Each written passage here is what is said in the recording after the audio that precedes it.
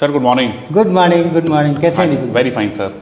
Sir कोई अच्छा सा इंसिडेंट बताइए बायर सेलर के बीच में, from where we should get good learning. ज़रूर ज़रूर बताता हूँ। बहुत अच्छी एक घटना बताता हूँ आपको। हाँ जी सर। अक्सर वो गलती डीलर से हो जाती है, ओके अक्सर वो गलती बायर सेलर से हो जाती है। ओके उसके बाद बस वो एक दर्दनाक मेमोरी बन के रह जाती है। ओके मैं आपको एक इंसिडेंट बताता हूँ।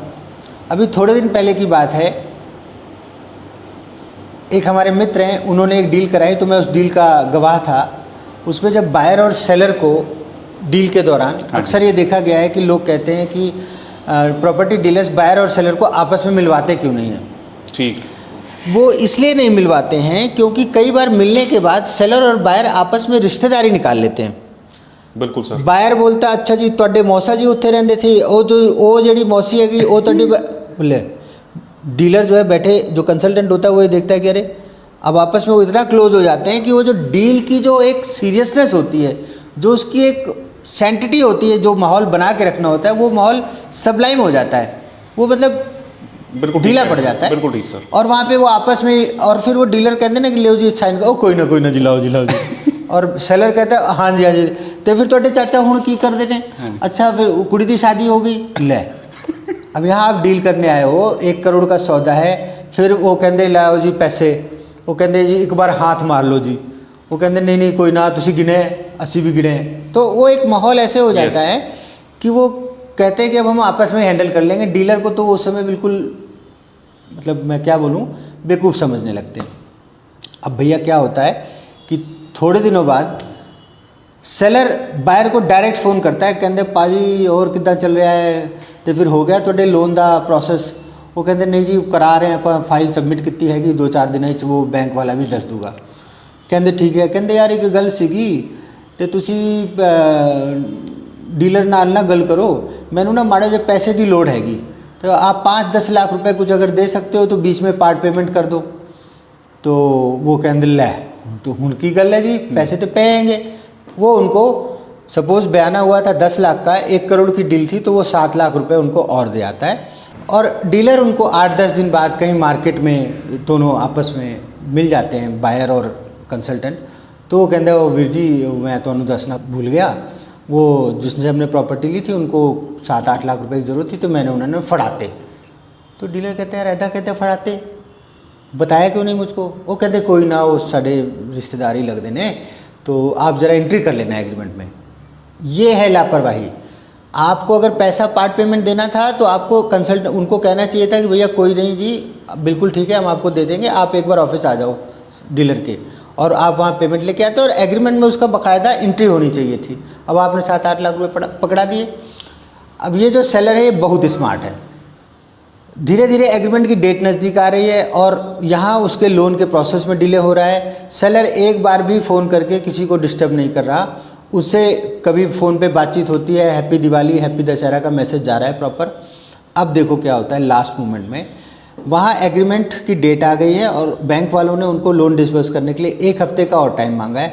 तो बायर अगेन वही गलती करता है, वो सेलर को फ़ोन करता है, कहता पाजी बैंक वाले कह रहे हैं कि 1 हफ्ता और लग जूगा। तो सेलर कहता है कि नो प्रॉब्लम, कोई बात नहीं, 1 हफ्ता लग जाएगा तो कोई दिक्कत नहीं है। और जिस दिन डील की आखिरी तारीख है, मान लीजिए डील की आखिरी तारीख है 10 अक्टूबर, 10 अक्टूबर को रात को 10 बजे सेलर डीलर को फ़ोन करता है कि हाँ जी सर और उसकी टोन एकदम चेंज होती है, सर तुसी किद्दां दी डील कराई है सर? तो वो बोलता है, डीलर बोलता है कि क्या हो गया आपको, उन्होंने बताया नहीं उनका लोन में 1 हफ्ते का डिले हो रहा है, वो कह रहे थे आपसे बात चल रही है। कहते बात बूत का क्या होता है जी, एग्रीमेंट में डेट निकल गई है, आप उनको इन्फॉर्म कर दो, सौदा कैंसिल है। डीलर कहता है कि यार ऐसे कैसे कैंसिल है? कहते सर ना तो आपने एक्सटेंशन ली है कोई एग्रीमेंट में। तो डीलर कहता है नहीं, आप लोग आपस में बात कर रहे थे, मैंने उसको बोला भी एक्सटेंशन लेने के लिए, तो उन्होंने कहा लोड नहीं है, हमारी आपस में बात हो गई है। कहते सर आप कितने सालों से प्रॉपर्टी डीलिंग कर रहे हो, उनको मना कर दो, डील कैंसिल।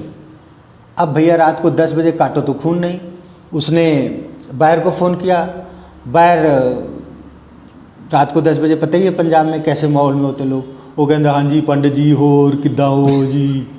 तो उसने कहा भाई साहब बात हो सकती है आपसे अभी ठीक से? कहते हाँ जी ठीक से ही, अभी तो 2 ही लगे हैं। कहते सर अभी आपको मैं कुछ बताने वाला हूँ, आपका 2 का नशा उतर जाएगा। कहते वो आपका जो सेलर है उसने मना कर दिया डील करने से, और वो कह रहे हैं आपकी डेट निकल गई, बयाना आपका जब्त हो गया और अब हम सौदा आपको नहीं देंगे। वो कहता है इतना कितना हो सकता है पांडे जी, मेरी तो कल ही गल हुई थी, उन्होंने कहा था कि कोई बात नहीं 1 हफ्ते बाद बैंक का लोन डिसबर्स हो जाएगा तो आप हमको पैसे दे देना जी। तो कहता है ऐसे कैसे हो सकता है? तो मैंने कहा आप उनको फ़ोन कर लो एक बार भाई।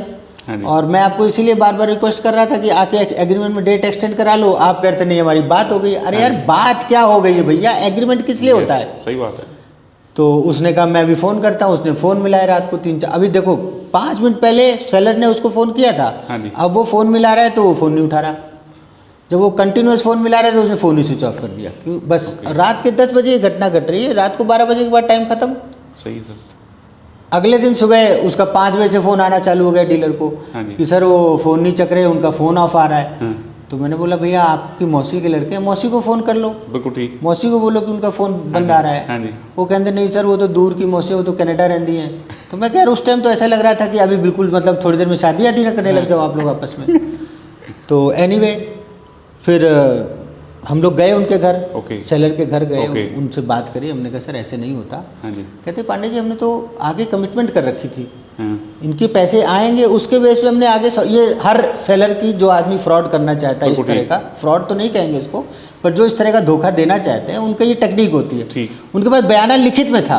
कहते देखो जी हमने ये बयाना कर रखा है, इसमें हमारी 20 लाख की पेमेंट हमने बयाना दे रखा है, फर्दर हमको इसमें पेमेंट करनी है। तो इनका बयाना तो जब्त हो गया, इनसे लेके हमने वहाँ दे दिया। हमारी पार्टी ने 7 लाख रुपए बीच में हमसे मांगे, हमने इनसे 7 लाख लिए, वो भी इनको दे दिए। तो हमारे पास कोई पैसे नहीं है, इनका खत्म कहानी। और उस 7 लाख की कोई एंट्री नहीं है। वो कहते हैं रद्दा किद्दा हो जाऊगा, हम कोर्ट में जाएंगे। अब भैया लो हम कोर्ट में भी गए। कोर्ट में गए तो एक्सटेंशन नहीं लिया था। तो आपको under the provision of specific relief act भी आपका केस ही नहीं एक्सेप्ट हुआ कि आपकी डेट निकल गई है तो ख़त्म कहानी।